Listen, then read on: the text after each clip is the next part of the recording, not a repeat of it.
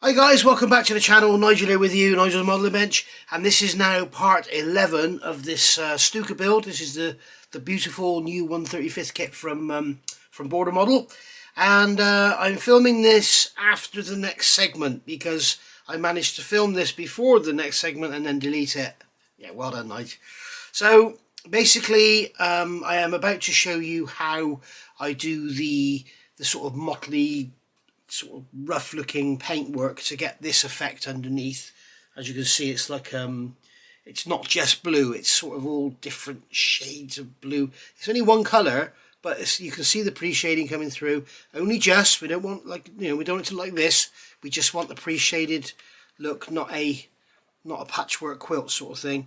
So you can see we just got the pre-shading just coming through, and you've got the sort of distressed, sort of motley, blotchy look.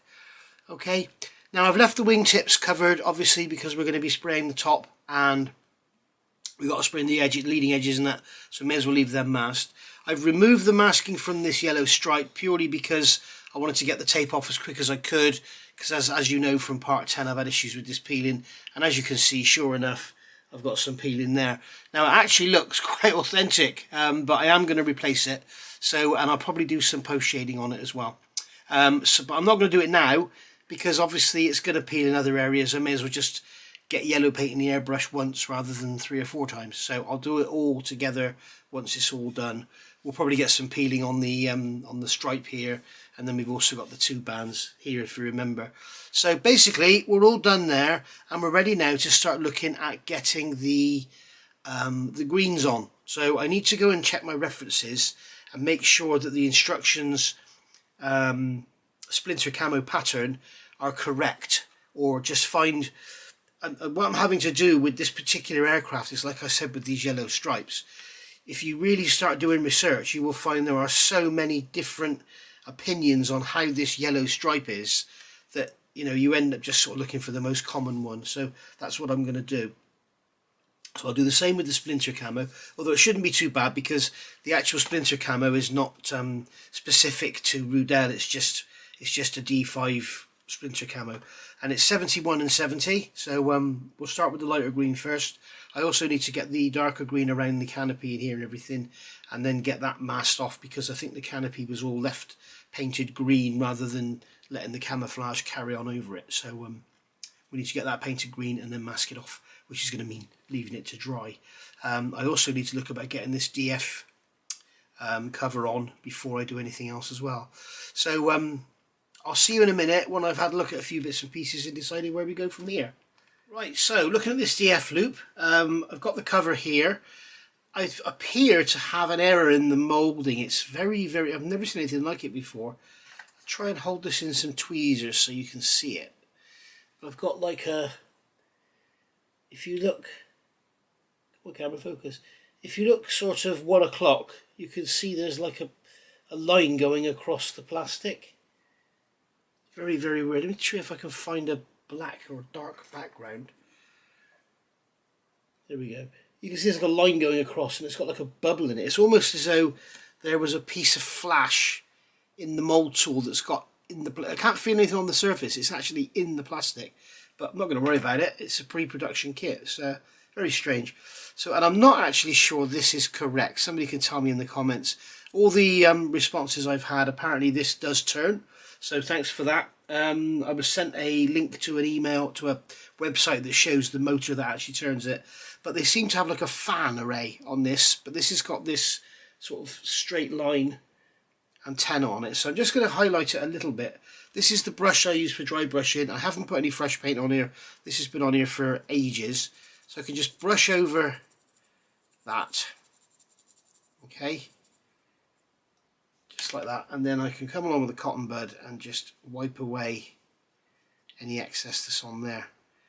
And then you can see that what we've got then is the... Get it with that reflection. We've got that sort of aerial area is just highlighted a bit, and then I'm going to do the same on here. Just dry brush the actual magnetic part, and then wipe over with a cotton bud, and that just makes that sort of, you can see that's just popping a little tiny bit. And then I'm going to come along with a black wash. This is my Modeller's Royal black wash again, and just brush that over like that. And then I'm also going to brush it around here and around here. Okay, and then that can sort of just move that around on the bottom so we don't get any pooling. There we go. And then that should dry back looking lovely. So I think what I'll do is, before I glue this in, I'll let that dry back. I wonder actually what a wash would look like on here. Let's have a look. Just put a wash on there. In fact, if we brush it all over, just like that, and then roll over it with a cotton bud, we might get quite an interesting effect on there. Or not. You can hardly see anything there at all, so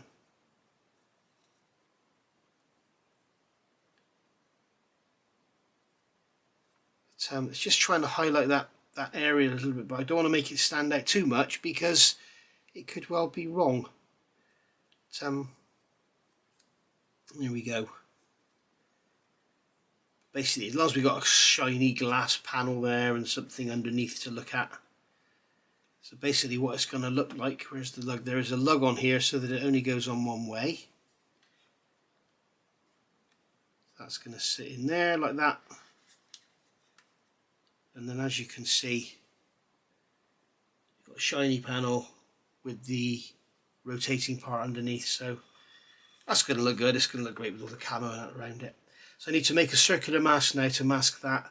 Paint around the edge of it with some black magic marker, and then we'll get it glued in. So that's that done then. So you can see now we've got the masking on there. Never forget, I make the mask with my little circle cutter here, little cheap plastic crap thing. Normally takes more than 1 or 2 attempts to get it right. And then just don't forget a little piece of masking tape in the centre to cover up the hole that's left by the needle in that. So that's all in, and then that's glued in with a drop of extra thin. I don't know if you can see there, but that was a close one. You can see that black mark. I put some extra thin on, and it almost touched the mask and almost went under, so I had to quickly wipe it away. That would have been, if it had gone under the mask, that would have been catastrophic. It would have made a right mess. So lucky save there. So right, now we've got to push on with looking at what the camouflage patterns are like. Wow, that took some doing, I tell you. We've got the nose all masked up. This has taken me forever because we've got these supports here for the tail planes. They've got to be masked up because they're blue. And then we've got all around the undercarriage here, we've got a mask up, and then you've got the bits around here, all down here, and obviously cover the wings because we're going to be doing all the undercarriage, and that's an absolute nightmare. Lots and lots and lots of masking. And also the masking is kind of lifting where I've got it in tight places like around here and stuff, so we've got to make sure that I push that down directly before painting. No doubt there's going to be touch-ups, we'll run around with some blue afterwards. But basically I'm going to be painting it with the pattern would appear to be good. I've looked online, I've looked at these views here, I've looked at the Hasegawa views there, and everything seems to match up. So I'm going to go for this pattern. In fact, if you've got the Hasegawa kit, they even give you paper stencils to use. I'm not going to bother, but they do give you paper stencils to use. But what I'm going to do initially is go over and do the lighter green first, freehand, and then obviously mask up for the sharp edges, and then do the darker green afterwards. So I'm using Mr. Hobby paints. We're using 64 and 65 from their Aqueous range. This is the old style bottle, this is the newer style bottle you can see there. But the paint's exactly the same, it's just they changed the design of the label. And obviously being Mr. Hobby, it's going to take a while to dry, so I'm going to have to do this lighter green, leave it 24 hours before I can mask up and do the darker green, which, to be honest, I will enjoy because I've seen enough of this today. It's a lovely, lovely kit. I mean, it is bloody beautiful. The way that fitted in there was stunning. but it's just all this masking. And the thing is, I'm not knocking the kit, because whatever Stuka it was, whatever scale, you would have to do all this masking, because you know you've got so many edges and stuff that you know just want to be, that need to be covered up, because they're going to want to get overspray all over them. But as I say, I'm going to have to do some touch up afterwards anyway, so so wish me luck. So I'm going to get that light green on, and then I'll come back and show you how it looks. Right, now I don't know if the camera's going to show this very well, but you can see I've got the green down, and it looks positively brown from what I'm seeing on the camera. I don't know if you can see a difference between that and that wing and that wing. I can see it because I know it's there, but I doubt that you can. So basically we've gone for the same sort of mottled effect as we did underneath with the, you know, the random painting rather than just painting in lines. And then what I've done, once all the green is done, I've taken a drop of XF4 Tamiya and I've put it into the RLM 71, the dark green, okay, which is the lighter of the two greens, and just taken it back and add loads of thinners. So what we've got in here is about 80%, 90% thinners and a drop of that, so it just brings it back, and that allows you to get a sort of bleaching effect. Now I've done it on the, obviously on the engine cowl is going to be really affected, so I don't know if you can see it there. I don't think you can. The thing about this is subtlety, and the camera is not going to pick up the subtlety until it's all done. But basically what I've done is gone in between the panels and that, just artistic effect, artistic license, and just to sort of knock it back so that it's not just one colour green with the pre-shading showing through. I've done the same down here, and as I say, I've done this tail plane, but I haven't done this one. So I'll just show you the way I do it. So again, we need a cloth or something just to test our brush on, just blow it back. Big hair on there, wherever that came from I don't know, because I don't have any hair, so never mind. So basically all I'm doing is going in between the panel lines, just like so, and you should barely be able to see it going down. And then again, going in between the panel lines, in between the rivets, and it just gives you that kind of bleached, you know, the paint is like matte paint, gets worn very quickly. That's the kind of effect we're looking for. So I can do the same now on this wing. So we can come in here, just blow the dust off, in between the panel lines, focus on the covers, and it's just really artistic license to highlight the green and just make it not one colour, not one colour.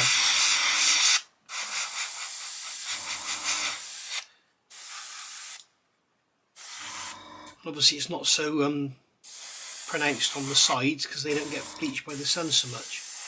So you can really go to town on the wings and stuff and on the upper surfaces here, because they really do go to town. Now the other thing is, make sure you go over the edges where the camouflage comes, because if you think about it, if you've got your camouflage on your wing and here's the dark green and here's the light green, it won't sort of fade up to there and then fade up to there. It will fade right across. So fade all the way over, and then when you do the dark green, do the same, fade all the way over up to the masking, and then when you take the masking off, you will have a faded line meeting a faded line. It won't, and it's the same over these yellow lines, it won't sort of only fade up to the yellow line, it will fade over the yellow line. So, well, in fact, it would have been faded before they painted the yellow line on there, because remember this was a second-hand airplane, as it were. So as you can see, I'm just going in, just keeping within the lines of the rivets. Just basically putting there, you should hardly be able to see, you should just see a slight wet patch that you're spraying. You don't really want to see a lighter green while you're painting it.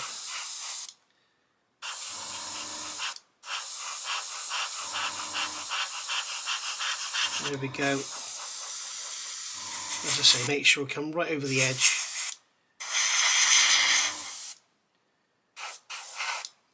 Now I don't know if you can see that on camera, but I know that I can see it here, so I'm happy with that. The other thing is I've done this, just give that a quick whatever. I've done that gun with the RLM 71, the darker green, because that one goes under that side and it's got the green there. So the other one will have the darker green on it, because it's going to be underneath there with the darker green above it.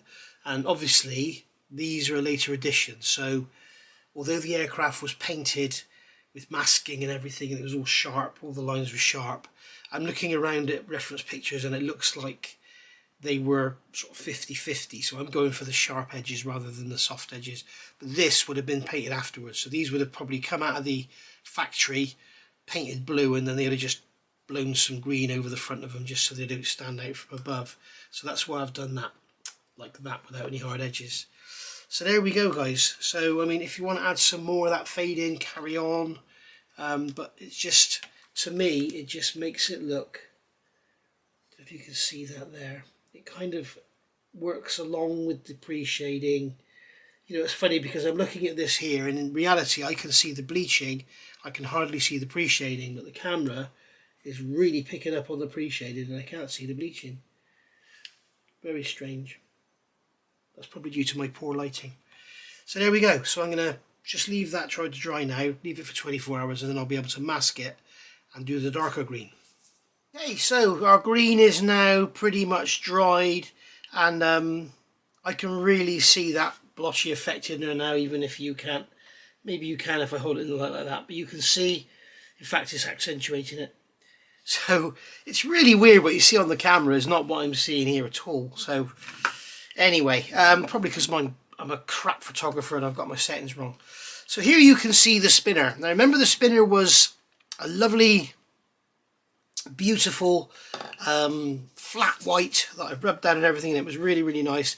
And now you can see it's a really lovely, beautiful gloss black, and I'm just going to smooth it out because it feels a little textury. So I'm just going to give it a quick sand, just get it polished out. And what I want to do is, the reason I was painting it black, I'm going to give the decal a go, or the decal, for those of you on the other side of the pond. I'm going to get a polishing sponge, just get it a bit wet, and just give it a polish, just to make it nice and flat, to give the decal the best chance of going down. It's going to get matte coated anyway, so finish isn't a problem. I just want something smooth for the decal to go down on. That was why I gloss coated it. But initially, if you remember, initially when it was white it was grainy, so I sanded it down, and then when I put the black on it went grainy again. It was like really weird. Maybe I've got a sand in my airbrush. Right, so grab a piece of paper towel, give that a quick wipe. Not that it matters because we're going to get it soaking wet in a minute with the decal, and we're going to try and put the decal on there. So we can see on here that the decal starts in the centre with this round sort of ball thing on the front of it. It's very difficult to see because of the white balance. It doesn't want to show the white up on the blue. I can barely see it. But we've got a ball in the centre, and then it's just going to spiral around, and it's going to go clockwise as we're looking at it. So got it on that spike there. I'm going to keep that nice and tight. I'm going to take the cannons off of there, and I'm going to stand it in here, and hopefully that will give me two hands then to work with it. And you can also see what I'm doing. So we will now see how good or bad the Border Models decals are.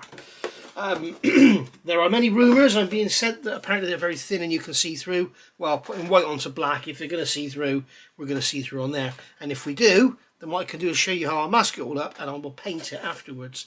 The other thing I noticed, it's not called out in the instructions. This panel on the back of the fuselage here, where the direction finder is, there is a decal for it there, but it's not called out in the instructions, so I didn't see it. So there we go. Shame that, but never mind. In fact, I don't know if all of this is called out at all. I don't know where any of this goes, so we shall see. Anyway, right. I think Jess is about to bark because she's just gone tearing downstairs. Is there a postman coming? We shall see. I don't want to start decaling and then the bloody postman comes. Right, we'll go for it. Got some warm water here, so I'm just going to dunk the decal in the water. Take it straight out. I'm not going to get that one wet yet. I think what this does is this one goes around, and then it's going to stop at a point on here. I really wish they'd continued with the decal and let it go around, because that means now I've got to get the centre lined up. and I've also got to clock it so that it ends up with the end over one of these holes for the prop blades. So if they'd just carried on and made it in one piece, it would have made life a lot easier. So I'm assuming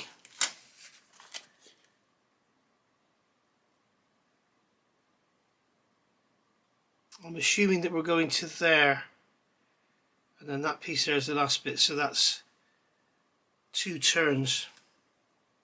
Okay, so that's ready to go. So I'm going to bring the the artillery in. Why do I always get a frog in my throat whenever I put the camera on? That won't clear. Honestly, guys, when I go and see some mates or whatever, I don't stand there going all night trying to clear my throat. I just stand there and talk to them. But as soon as I talk to you guys, it seems I get a frog in my throat. Right, so put plenty of this on. Now this is micro set. That's what you put under the decal. Okay, so we put plenty of that on, and then we're going to put the part in here, and we're going to get the decal off, and we are going to lay it down on the spinner. Wow, it's quite thin. It wants to fight me. God blimey, that is thin. Okay, so we just go around like this. We'll just get it on there roughly in place. Plenty of water on here, plenty of water for it to work around with. Okay, so as you can see, the way they've done this is a pain in the ass, because it means I've got, as I said, I've got to clock it. I've got to clock it and get the centre in. So that centre is going to have to be put down with decal solutions.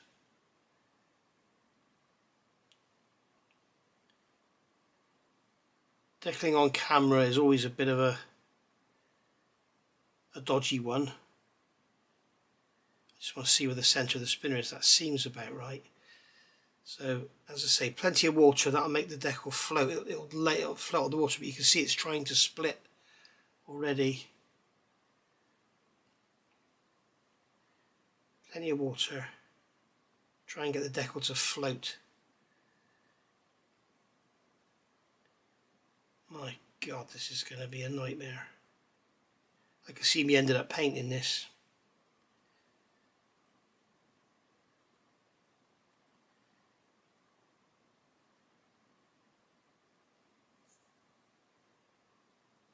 It's so thin, I really don't want to risk tearing it. Thin decals are absolutely wonderful at the end of the day, but at the beginning of the day, when you actually start, every time I put the camera on, my mum texts me. Isn't that weird? Have you noticed that every video I've made lately, I get a text message? Well, that might be Pizza Hut because it's Friday. They always send their offers through on a Friday. So we get this, as I say, I'm trying to get this decal to float so that I can position it. And I'll tell you what, as for them being too thin,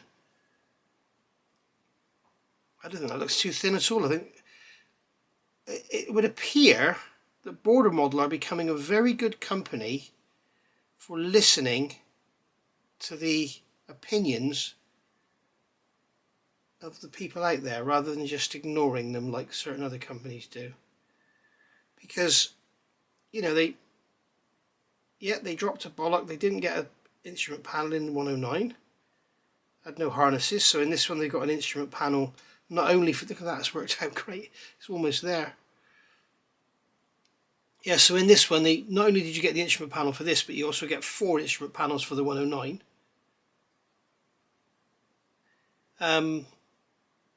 Which is really good, because then you can... God, this is awkward. It's really good because then you can, if your mates don't want the Stuka but they've got the 109, you can, you know, 4 of you can have instrument panels.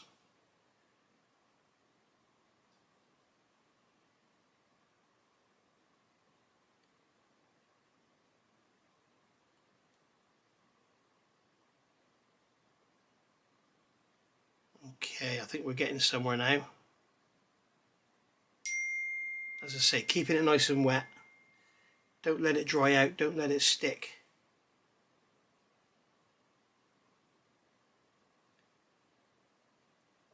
Try and keep the spiral constant. The end's picked up on the corner there, look. Get out. Get out. Do not turn over on yourself.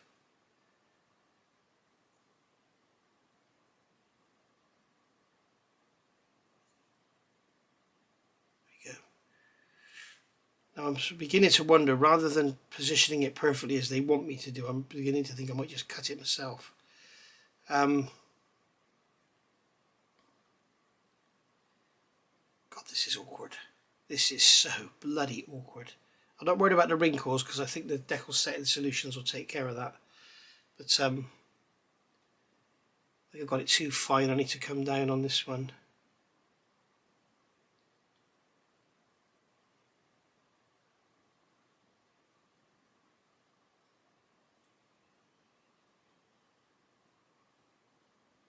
Yeah, I'm going to have to twist it around because it's not reaching where I want it to go. It's got to reach all the way around to there. It can't finish on that one because obviously it's travelling back as it goes around. So I need to get this to twist around. Wow, this is going to be tough. So we can twist it around there, twist it around there. There we go. Well, that's not so bad, is it? Keeps wanting to turn over on itself. Well, it doesn't want to, it does. This may not be very interesting for you to watch, guys. Feel free to fast forward, but you remember there are people watching this that may be less experienced than you. There we go. And they will watch this and learn a lot from it. Because a lot of people, like I know Sue was saying the other day, a lot of people do not like decals. I must admit I don't like doing them on camera.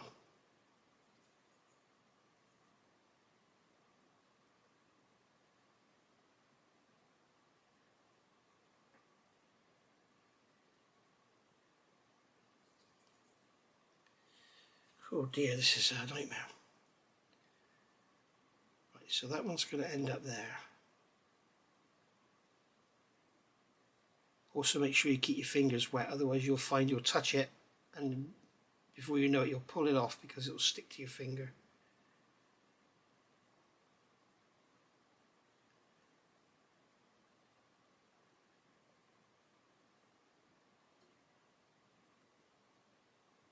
It's trying to get the pitch right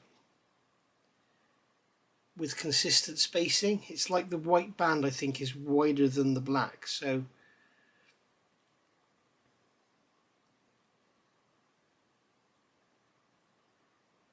I think we're getting somewhere now. Let's bring that down.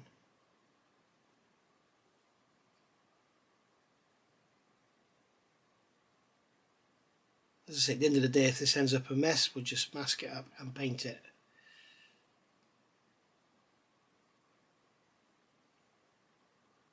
Keeping this pitch the same all the way around is proving to be fun.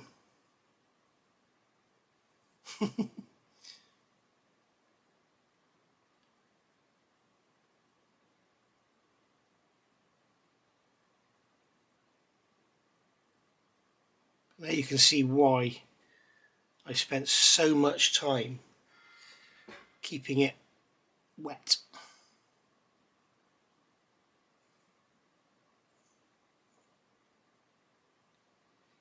I don't think when they did the calculations for this, I don't think they've taken in the taper of the cone because it's like it wants to go. You can see for me to have this going correctly, to get rid of those wrinkles, I need to straighten it out, and it's almost parallel to get the wrinkles out.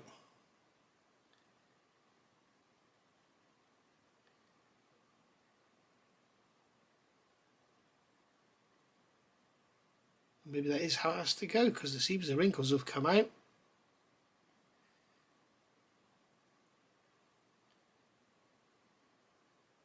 Oh, I think we're getting somewhere.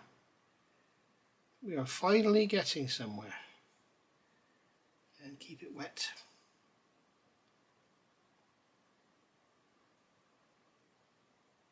I take back what I said, guys, that it is wrinkling because I've got it too coarse. It wants to be flatter.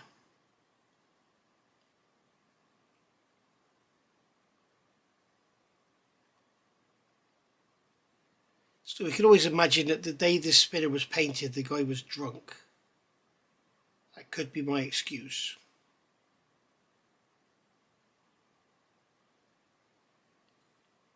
Wow, this is hard. I'll tell you, I'm not going to put you through this anymore. I'm going to turn the camera off. Right then, guys, there we go. So now you can see that's done. Getting it even is nigh on impossible because if you look at this decal, the way it's made, it's not even. And thinking about it, it probably would have been brush painted in the field by eye, you know, marked out with chalk or whatever. So it probably wasn't perfectly even anyway. So I would imagine that the decal is probably quite accurate. So what we're going to do now is what a lot of people don't do and they forget. And if you read the label on the back of your micro set, it does tell you, once you've got the decal on and it's down, to apply micro set again to the surface. Okay, so I'm going to do this. And then I'm going to leave that to let it dry out. Now these wrinkles, I'm not going to worry about because I'm hoping that the setting solution is going to make them go down. Now this little tool here, this is another high Q parts tool, and it's a little rubber tool that you can actually push the decals down with. It's absolutely wonderful. It's much better than using a cotton bud. You can see we've got a little split in it there, so I'm thinking I'm going to have to go over and paint this anyway because it is quite grey, and we've also got a couple of splits, so they're probably going to open up when the setting solutions get to work. And this bottom one always wants to come up. It always wants to put its feet. Put it down. As soon as I roll it, it pulls itself up off the bottom edge. Pain in the butt. And now it's pulled its way away from there. We're getting to dangerous territory now because we've got the micro set. It's going to make the decal fall apart if I'm not careful. So we're just going to position that like that, pull that down there and leave it. Remember, the setting solutions are all about making the decal stick to the surface better, make it comply with the surface better, which means it's going to be softer. So it's basically dissolving it. So think of it as like putting thinners on a freshly painted part. What will happen? The paint will all melt. And that's what you're doing. You're turning it into a gooey mess. So if you start pulling it about too much after you've put the solutions on there, just going to get a bit of water on there, hopefully I'll be able to move it. If you start pulling it about too much after you get the solutions on there, you're asking for trouble. Which could be a territory I'm going into now. Just want that to go up a touch there. No, it's not going to go, so I'm going to leave it. So there we are. So you can see that we've basically got it on now. Now on the top here, it's got to conform all the way around that sort of pointed end on there. So what we'll do now is we will come in with some micro sol. A lot of people flip when I do this. I use the same brush. It's like it doesn't matter. You know, you're putting micro set on the decal, then you're adding micro sol, so you're mixing it on the surface anyway. So I really wouldn't worry about it. It's one of those, like, you know, putting paint back in the paint bottle after you've been using the airbrush. Why not? Why wouldn't you? Okay, so we are really into dangerous territory now because the micro sol really does soften the decal. So just going to leave that. If you see wrinkles, it's not a bad thing. The micro sol should actually wrinkle the decal up, which is absolutely fine. You can see we've got all wrinkles all the way around there, and that's absolutely fine. And if it doesn't want to pull down with this, then we come in with the bad boy. And that is why I painted this in Tamiya LP1 gloss black, because this stuff is evil. It will destroy paint, but it won't affect Tamiya LP paints in my experience. If you know different, please let me know in the comments below.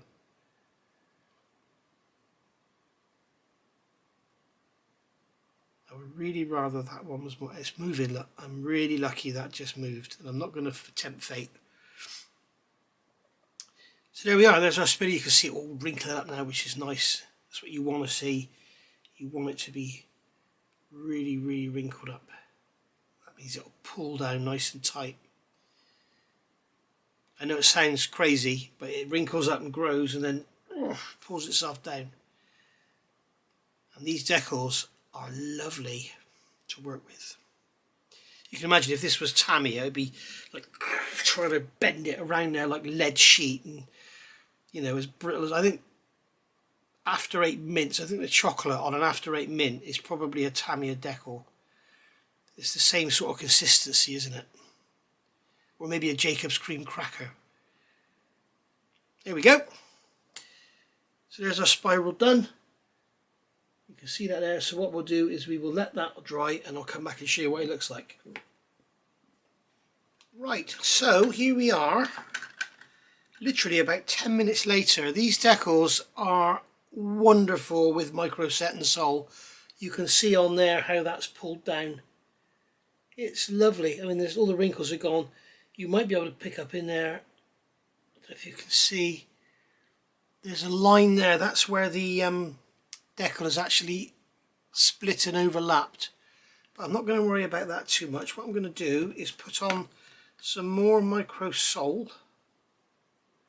Okay, and then that should make it shrink back even further. You can see here how the decal is pulled in, and here it's pulled into the hole where the prop blades go.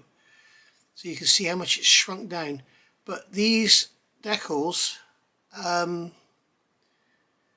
you think I'm trying to sell this kit, guys. I'm not. If they were crap, I would say they were crap. Something I'm not over the moon about. They've got lots of stencils in the decals and no placement guide for them, so I've got to do a bit of research on that. So I will tell you if something's wrong. I will tell you. And Border Models watch these videos, I believe, and I don't know if they take it as an insult or whatever, but I will. If something's wrong, I will say it's wrong. As I said before, I've sent them all the images I've shown you with the errors on the instructions. But no, these decals, I want to say they're like chronograph. They just go down. I mean, you saw the problem. I got this all right, and they split and everything. That's because they're thin. Thin decals are a good thing. They're not a bad thing. But they've gone down absolutely beautifully. I could tempt fate and put some of this Mark Fit on there, but I won't because it might just really make them go down. But I want to get rid of that ridge there if I can, where that split is. As I say, rolling this now with all this micro sole and everything on there is really, really tempting fate. But I'm gonna have to. I'm gonna mask and go over this with some paint anyway, because as you can see, where it's here, where it's overlapped. I don't know if you can catch it. If I dim the light, perhaps maybe you'll see it better. Yeah, you can see it now. You can see here where I'm putting the end of the brush. You can see where it's overlapped, where the decal split, and you can see the bright white there. So obviously it's going to look better with some whiteness, but it'd be really easy to do, easier than painting it.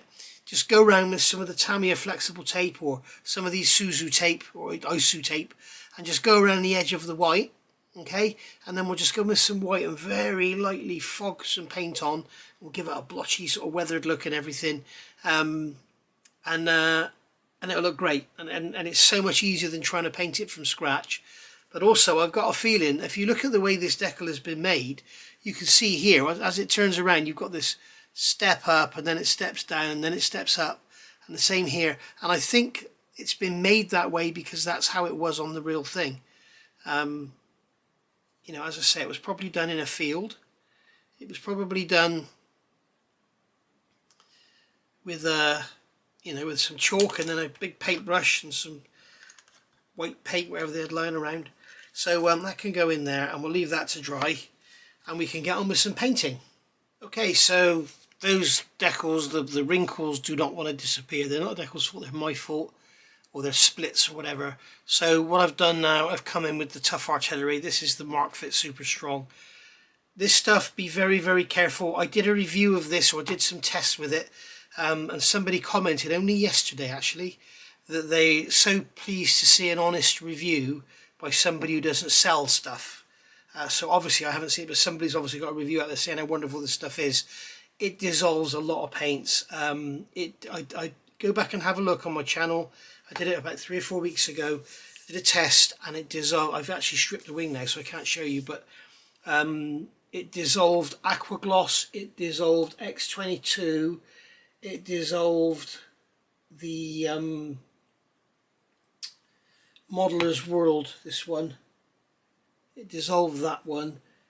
It dissolved polyurethane varnish. The only thing it didn't touch was the Tamiya LP. It doesn't affect that one. And also the MRP gloss varnish was very resilient to it. It just tarnished it, but it didn't actually destroy it. But you put that on, like, you know, on Tamiya X, you put that on there. Whoops, daisy, throwing it across the room. You put that on there, XF76. Put that on there, even when it's dry, just dissolve it. It would be like putting neat thinners on your model. So be very, very careful if you're going to use these strong setting solutions. I was speaking to Paul Bretland the other day on his channel, on one of his live streams, and as you know, he developed the UMP 3 decal setting solutions, and there's like the soft, medium and the strong, and he said that even with his strong one, if you pull it up, if you let it pull up on most paints, it will actually affect them. It's very, very powerful stuff, so be very, very careful. But on the good side, it actually attacks the decal and really makes it go down. I did a Bandai Y-wing, and Bandai decals are a nightmare to go down, and the only thing I could find that would actually make them pull down was by putting Mr. Colour levelling thinners. Yes, Mr. Colour levelling thinners on a brush, and just drop it on and don't touch it. What you're basically doing is melting the decal. The decal is basically ink or paint on a film, and what you want to do is make that film go down and take the ink or the paint with it. Obviously, if you start brushing it, you're going to just brush the paint off of the film and you're just left with the film. So there we go. So hopefully that'll go down a bit tighter now. I can always lightly sand it once it's gone down, but really, really nice decals. I mean, you can see how thin they are and how nicely pulled down they are. So yeah, really pleased with those. So there we go. Right, as I say, we will get on with some painting. Here's Stuka. Right then guys, here's the bit you've been waiting for.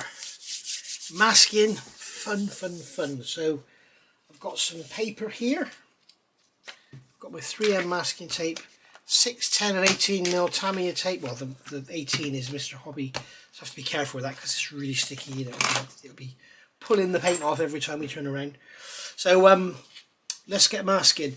Just to give you an example, I've printed this off as a hand with the decal stencil placement, but I don't trust it now, because when you look at this, this is the Trumpeter 1/32 Junkers 82, Junkers 87 G2 instructions printed down from Scalemates.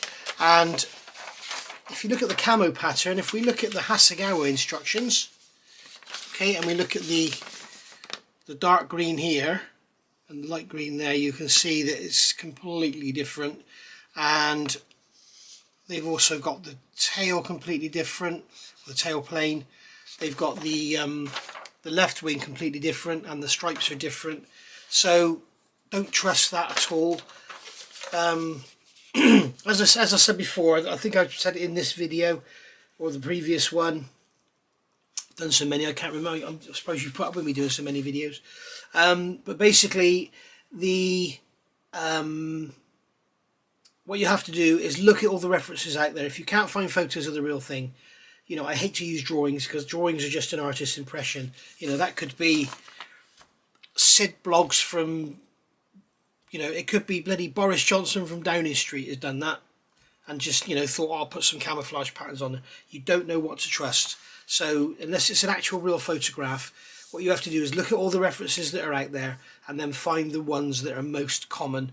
And you know, it's like there's a few of these show the spinner as being white and green, you can see on there, but the kit, Hasegawa, loads of other pictures I've seen say it was black and green, so I'm going with black and green, black and white. So You see that's gone down lovely now. And what I've done, I've just put a pinprick in the end. You can see on there I've put a pinprick in the end. I'm just going to, in fact I'll use a cotton bud. What I'll do is just push that end down with a cotton bud. And then I'm going to put some more of this on there. And hopefully that'll pull its way in. But you can see on there now that's pulling down lovely. I'll go over there with some with a very fine sanding stick, just take the ridges off, give it a coat, just a sealing coat, and then we'll mask it up and paint the white. So there we go. Right, so masking. What are we going to do first? We do the tail planes first. What I want to do is try and mask this as I go and then unmask it really, because you need to be really careful, especially with Mr. Hobby paints. They feel dry. The way to do it is to, I don't want to do it here because it's such a major area, but I'll do it on the bottom of the fin over here. But it all feels dry, but then when you come along and you hold it, this is dry, this is properly dry. But the finger test is find an inconspicuous area and then just hold your thumb on there, and you may find it will feel a bit sticky after you've held it for a while. And it's like you get a Tamiya paint, you know, and you spray it in a couple of hours there, you pick it up, you hold it, everything's fine. You pick this up, you hold the wing, you spray it there, when you put it down, you find your fingers stuck to the paint. And it doesn't rip it off, but it leaves a thumbprint in it. So just be very careful with Mr. Hobby paints. They're very hard wearing. I always recommend them from radio controlled models if you're doing tanks and stuff. They're very hard wearing, but they tend to be a little... They tend to take a long time to dry. So what we're going to do here is make sure our leading edge is pulled up nicely. Make sure our trailing edge is pulled up nicely.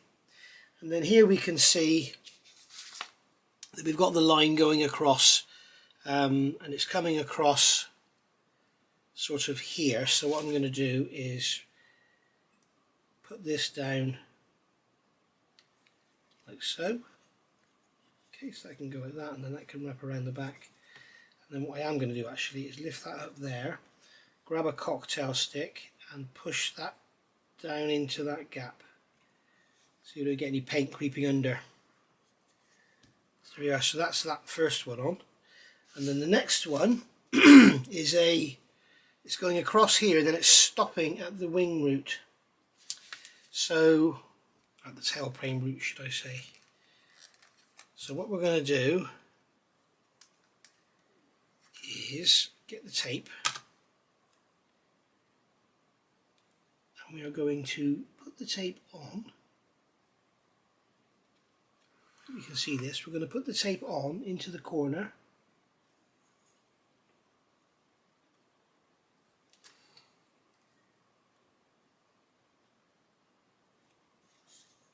Come back like that.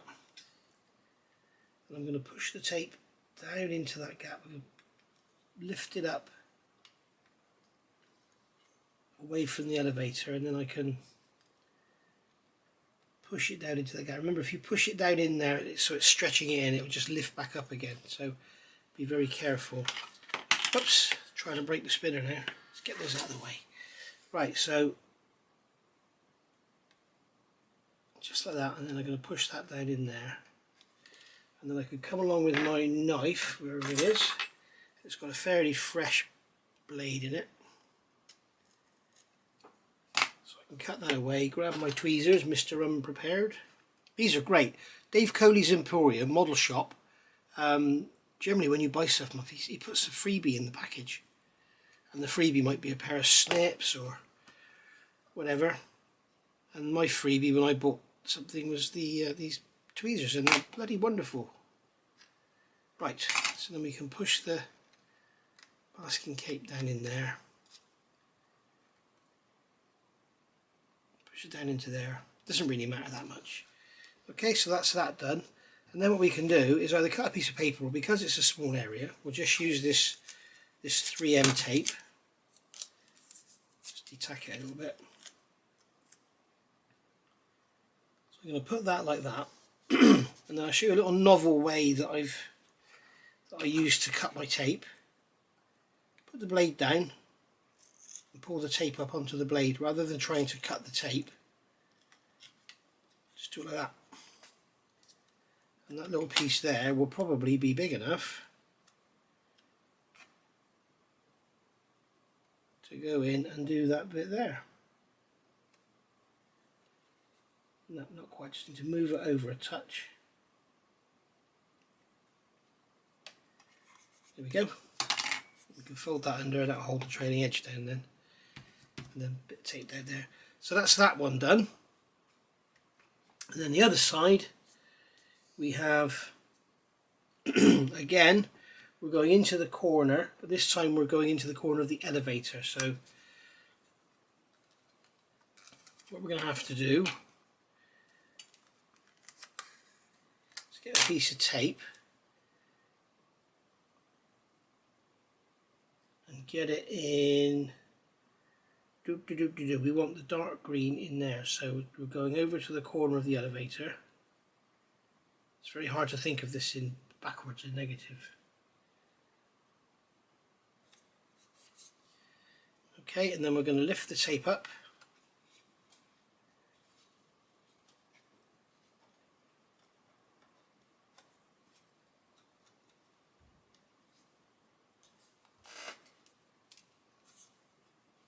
Just like so, and then we can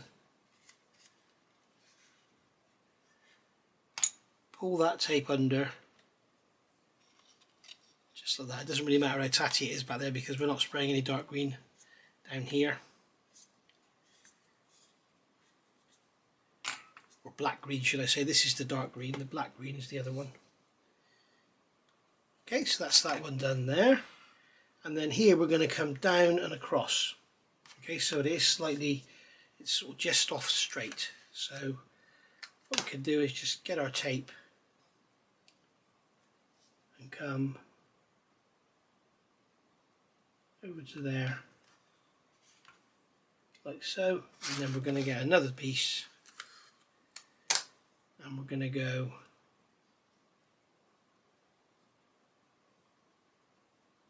over like that. There we go. And then again, piece of 3M over the top, fold that into the back, and then again come in here just like so, put the blade down,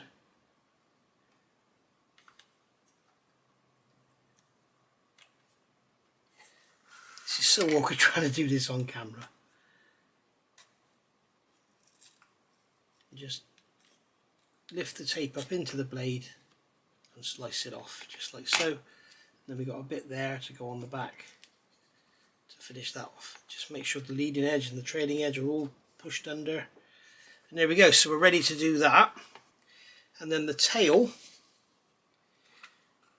I'll tell you, I'm going to mask this up off camera because this is just going to bore you senseless. So I'll go on and get this the rest of this back end done, and then we'll get it painted. This is really on a bend. It's done. My God. And do you know what I kept doing? I kept masking the wrong way round. Like I'd put the masking here, so I'd mask this off to spray that, and it's like, no, I think I'm losing it. But honestly, God, trying to pick out what this is the Hasegawa, this is the border model, and they pretty much tally up, but there's a couple of small differences. The trumpeter one, like I say, forget it, it's just all over the place. So so there we go, it is masked. And for those of you that want to comment about the edging, yes, I agree, maybe it had soft edging that, you know, would be done with white tack sausages, but the photographs I've seen, again, like I said about you using your references, 50-50. Some have sharp camo, some have soft camo. I'm going for sharp camo because I think it looks better. I just, you know, when we do our Spitfires and stuff, we have to do a soft edge. We don't do a hard edge on them. But with this, I love to see a nice hard edge camo on the Splinter scheme. So, you know, a Junkers 88 with a, you know, hard edge Splinter camo scheme just looks incredible. So right, so what we've got to do is do it bit by bit and make sure that just before we do a bit, make sure we push the masking tape down, because it does tend to sort of lift in certain areas, like you can see there, it's lifted. Just push that down, and then when you spray it, it's fine. It doesn't matter if it lifts after that. But yeah, it's really fun making up these little wedges and stuff. It's It's taken me bloody hours. What is it now? It's 6:15. I've been out with Jess, so take an hour off for that, or half an hour off for that. I reckon I spent 4 hours doing this. Jesus. I mean, and all that underneath as well. Oh, it's too short, man. Come on, man. I don't want to be saying that too much, do I? I'm not that old. Not that bloody stupid either, but never mind. Anyway, I didn't say that for those that want to comment. So there we go. So we're ready to go now. So I'm going to use Mr. Hobby H65. This is the aqueous black green. You can see it's a very, very dark green. You could use XF67, is it? XF27. XF27 black green. You can see it's a bit greener. It's not much darker than the actual green that's on there. But you know, I like black green, proper black green. So there we go. And as I say, at the end of it, I will put a bit of I'm going to probably use X4 again, just like I did with that lighter green, and do that streaking again. So I'll be happy to put this bloody masking tape away. I've used loads. There must be a fiver's worth of masking tape on this thing. Get the tweezers away. I've seen enough of them. Get the knife put away. I've seen enough of that. The bloody blade's blunt. Bloody blade's blunt now, isn't it? Bloody blade's gone. So I'm going to get the window open, get the extractor on, and get some painting done, and then I'll come back and show you when it's all done. You don't need to see me spraying. The only thing is, make sure you rub down the masking tape for the beginners. Make sure you rub down the masking tape just before you spray. So before you spray that, push the masking tape down with your fingers. Make sure, get a cocktail stick. Just make sure that the areas like that, it's gone down in. It's right down in. And then when you spray it, don't spray into the masking tape. Try and spray over, you know, if you can spray, like if you're doing the wing here, if you're doing this edge, try and spray that way. And then when you do this edge, spray that way. So you're spraying away from the masking tape, not into it. And then any areas like this where you do get a, you know, a baggy joint, the paint won't go under. If you spray it that way, the paint will be pushed under, whereas if you spray it this way, it won't. So, and if you don't know what I'm talking about, sausages, use white tack rather than blue tack because it's less greasy. But basically, you make up a sausage like so. I'll just do this quickly. This blue tack's had it, but basically you make up a sausage like that, and then you lay that on the model, okay, and then you spray 90 degrees, and you have to keep it the flow like that. If you keep changing, you end up with a shady edge. It's awkward, especially when you're getting into nooks and crannies and like in corners, because you can't always go 90 degrees to the blue tack.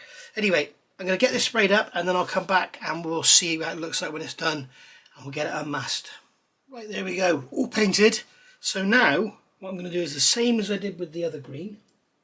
I've now mixed a very, very thin, it's like 90% thinners, mix of paint, well, the thinners, the H65 and a brush full of XF4 just to knock it back. And all I'm going to do now is just literally go in between the panel lines and just like a post shading in between the panel lines, and it's just going to give a little tiny bit of variation. You'll hardly even notice it, but it's one of those things, it's like less is more. Just a little bit on the sides, nothing too much, because obviously the sides won't be faded as much as the top. So here on the top we can go along here, just fade that back, and then on the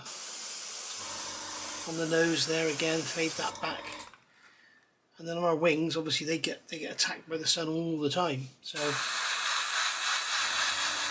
just go along there, and then in between these lines here, remember to go over the masking because the fading won't stop. Where it changes colour, the fading won't stop.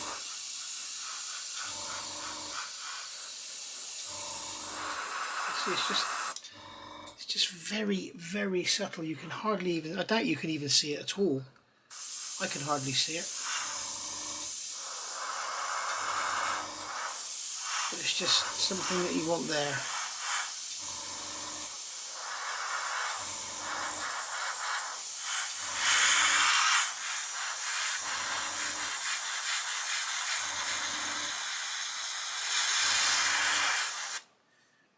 Okay, so Like I said, I don't think you can see that at all, but it is a lighter colour green. But it's so thin it just sort of burns into the paint that's already down.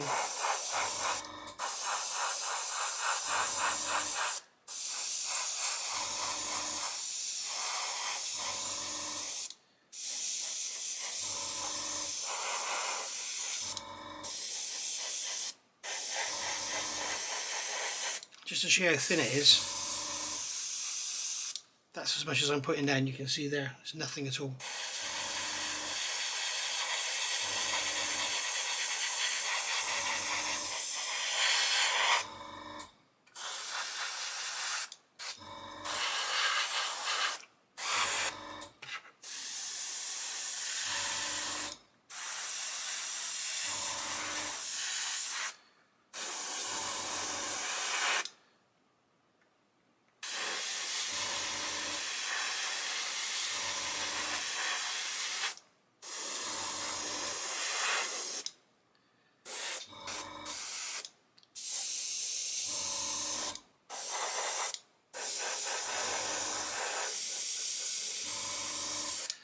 There we go, I'm happy with that.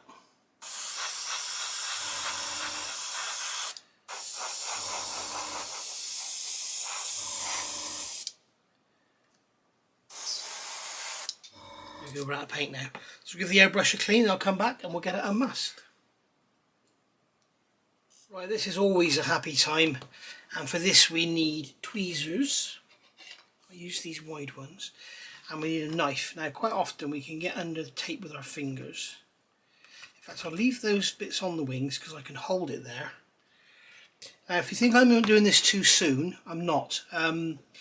It's always best to do unmasking sooner rather than later, because as the paint dries, any paint that's against the masking tape will form a hard edge, and sometimes what happens as you peel the tape away, it will kind of peel the paint almost like a layer of silicone, because the paint has dried, and it's dried and stuck to the masking tape, and it's also dried and stuck to the model. So when you pull the tape away, while the paint is soft, you will get a sharp clean break where you've got the tape and the paint layered. You get a sharp clean break, whereas if it dries, it will kind of peel the paint away. So it's always best, especially when you're doing, you know, high gloss things, cars and stuff like that, always unmask while the paint is still soft. Don't ever leave it too long because it will lift on the edges. You can see I'm using a knife just to get under the corner of the masking tape. It just makes life a bit easier. And then peel the masking tape away from the paint, like so. And then it's breaking the paint off rather than trying to lift it up. Okay, now no doubt there's going to be touch-ups, there normally are. If there aren't, I'll be very surprised. Let's just get under here. We need to try not to scratch the paint, although we're going to be weathering, so it's not that big of a problem. As you can see, peel the tape away. Whoops, careful not to scratch your model as well. Peel the tape away from the paint. You saw what I did then. I just gave that wing a good whack with the tweezers, and it was absolutely fine. Now, and the paint is still soft. You can imagine if that was Viejo, there would have been a big gouge there. So as you can see, we've got a lovely sharp edge on there. Also notice this Mr. Hobby paint gives you a sheen, which is not a great finish for a military vehicle or aircraft, although a lot of military stuff does have a bit of a sheen to it in reality. So these are obviously tucked under. So I'm going to try and get this tape off. I was going to leave this, wasn't I? I think I'll leave them so I can hold the wing there rather than hold the paint. Even though the lighter colour has been on there sort of 24 hours, you will still get problems with thumbprints. It's going to take forever to unmask. But, I know everybody loves to see a bit of unmasking on video, so that's why I'm doing this now. the things I do just for you guys, eh? Just for you to get your modelling fixed. And by the way, I want to say a great big thank you to all of you that have commented. I've never had so many compliments on a build. You know, some of the comments you guys are making is absolutely really heartwarming. It makes it all worthwhile, if you know what I mean. It's lovely of you. Thank you very much. And it's nice to see that a lot of you newer modelers are learning stuff. Then we've got the more experienced modelers out there who want to see what this thing is like. And I can assure you guys it is absolutely bloody lovely.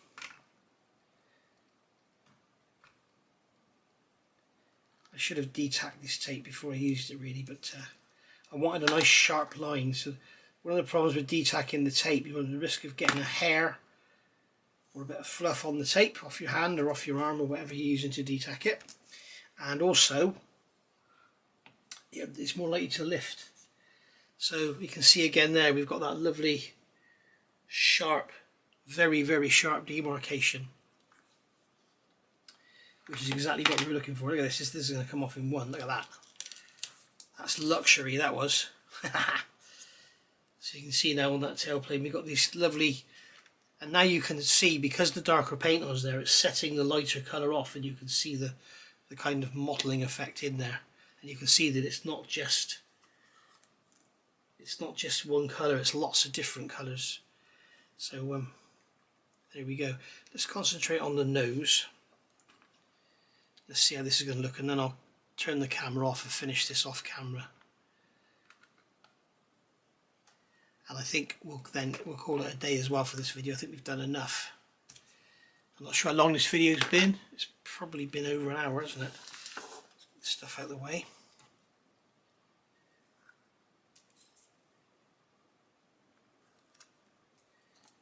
There we go.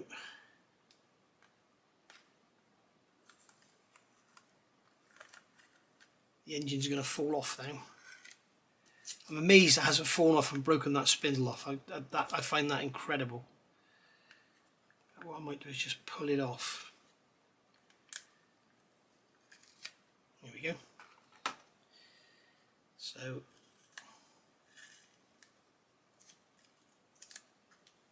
going to leave myself with nothing to hold, that's the trouble.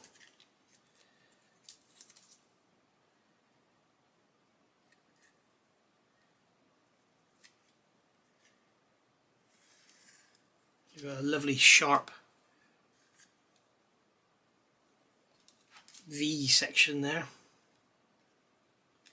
As I say guys, it takes ages masking, but it's worth taking your time because the end result is so rewarding, and it's just worth the extra time it takes.